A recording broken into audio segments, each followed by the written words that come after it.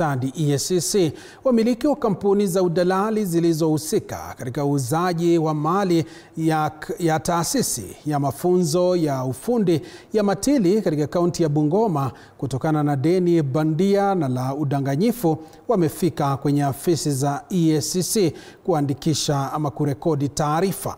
Watuhumiwa hao ni pamoja na Brown Zuma Mukanda na Kennedy Kweyu Shikuku ambao ni wamiliki wa kampuni ya Eshikoni Auctioneers waliopokea mapato kutokana na uuzaji wa gari la shule ya udereva ya Matili lenye thamani ya shilingi milioni 5.4 lakini likauzwa kwa shilingi milioni 1.2 pekee.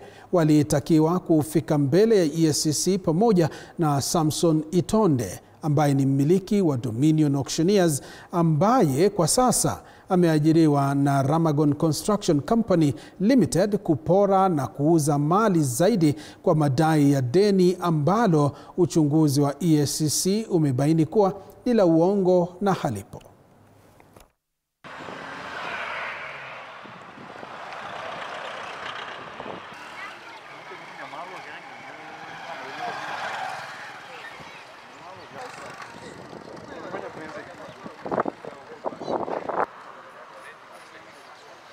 Okay. Dated 18th March.